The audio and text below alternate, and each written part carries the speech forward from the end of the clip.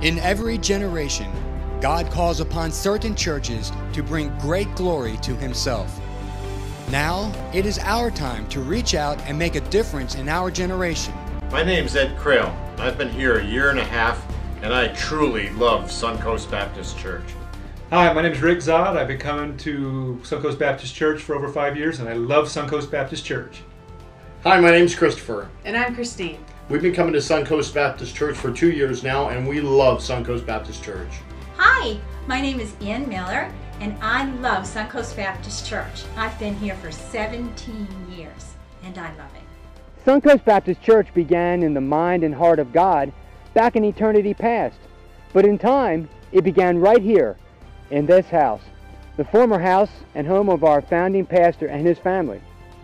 It became the first home for Suncoast Baptist Church, and the first service was held on June 18, 1989, with 28 people in attendance.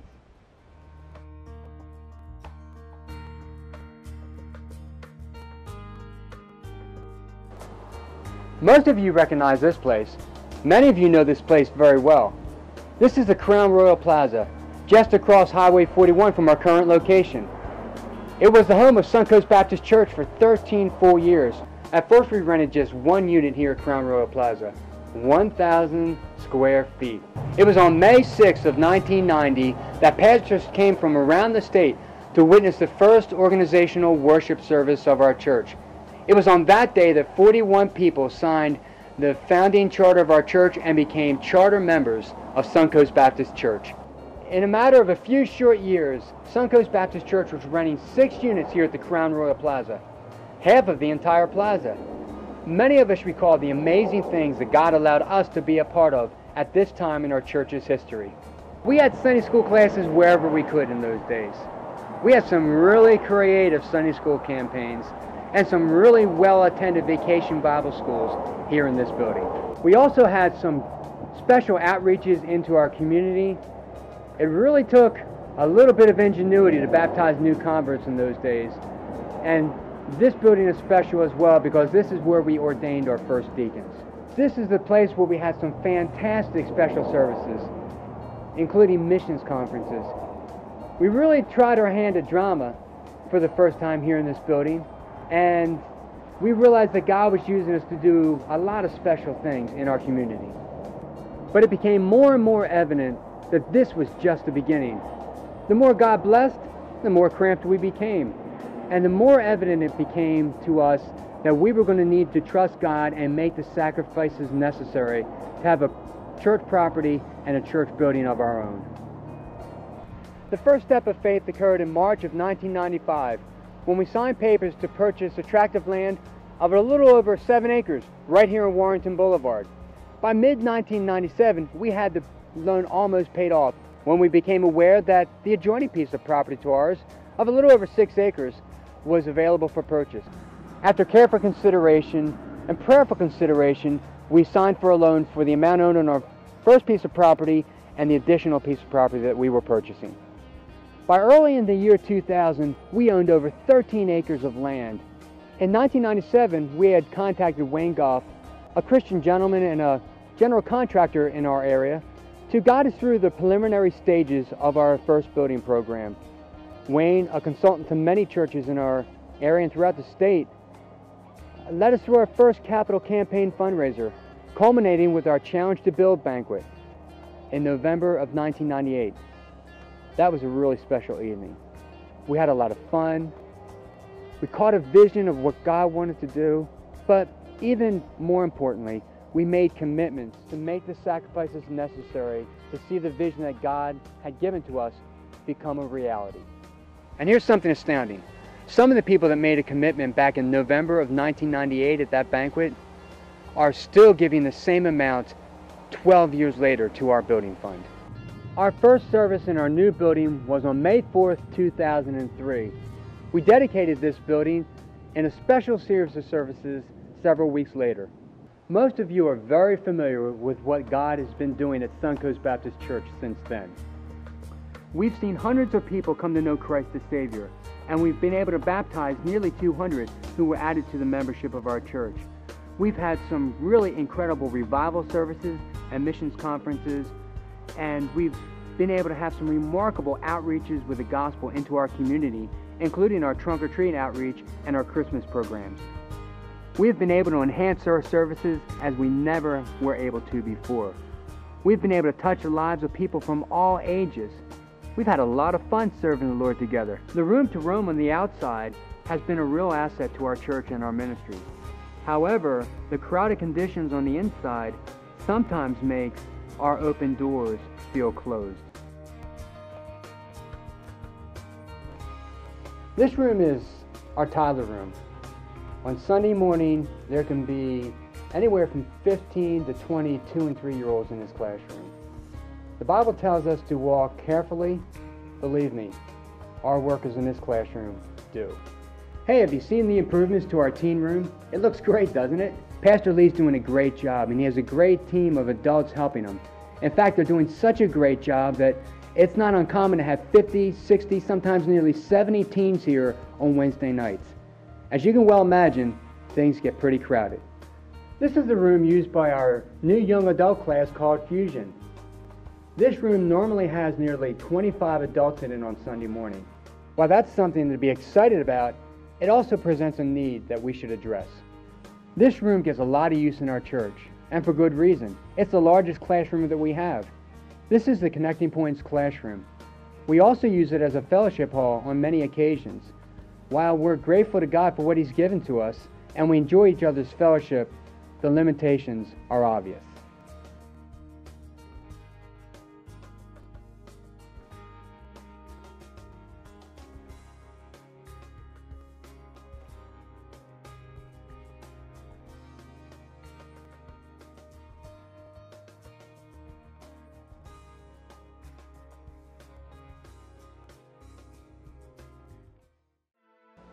Even before we broke ground in our current building, there was an approved master plan for our property.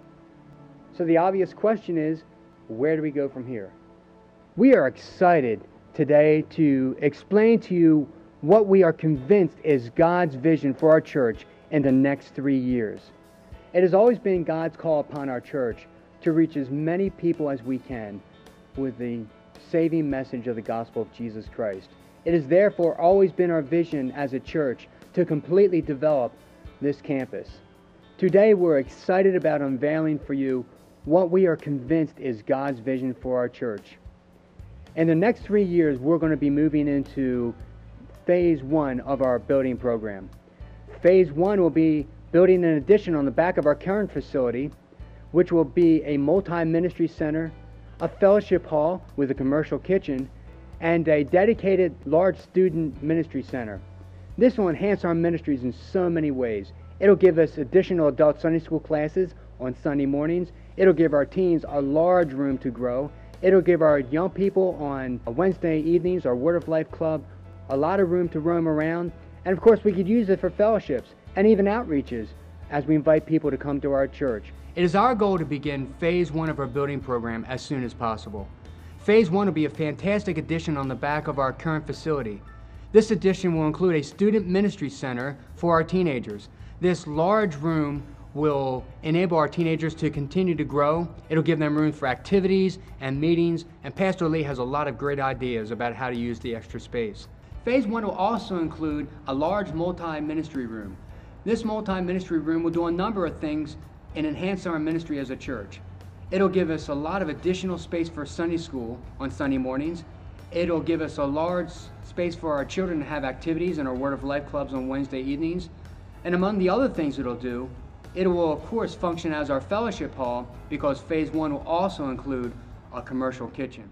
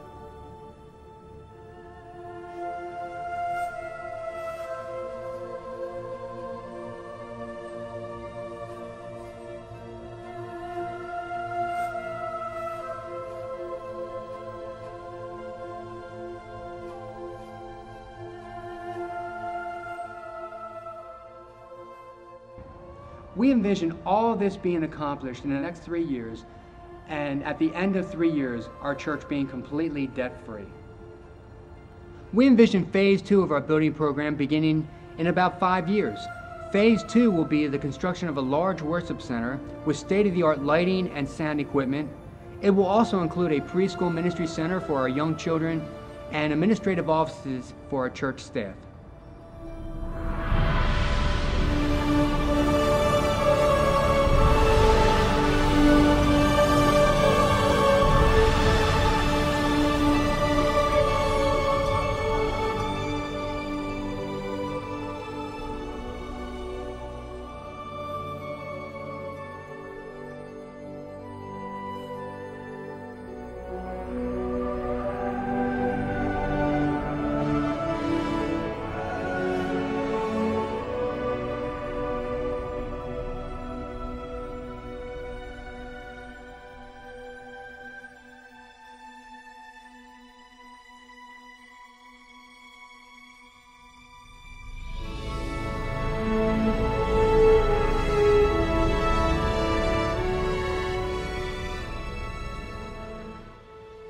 If you were to ask me, what has driven the people of Suncoast Baptist Church to serve the Lord and to give generously to the work of the Lord here at our church, I would say it was their love for God and their desire to be used by God to see lives changed.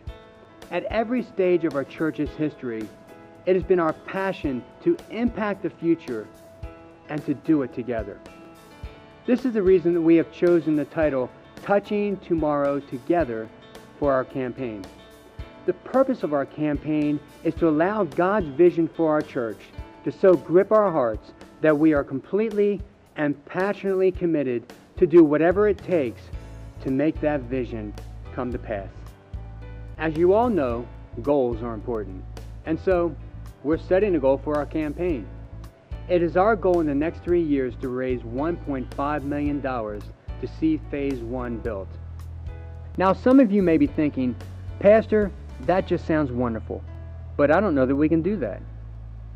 Well, I could tell you, and many people in our church could tell you, that we're not where we are as a church because of what we can do. In fact, we're not talking about what we can do at all. We're talking about what God wants to do and what God will do through us and for us as we seek His face and as we trust Him to provide and give generously to the vision that God has for Suncoast Baptist Church. It's time for all of us at Suncoast Baptist Church to embrace God's vision for us in ways we never have before. It's time for us to pray and to seek God's face together in ways we never have before. And it's time for all of us to take steps of faith and trust God and then give generously to the work of the Lord in ways we never even considered doing in the past. We can't imagine what God is getting ready to do here at our church.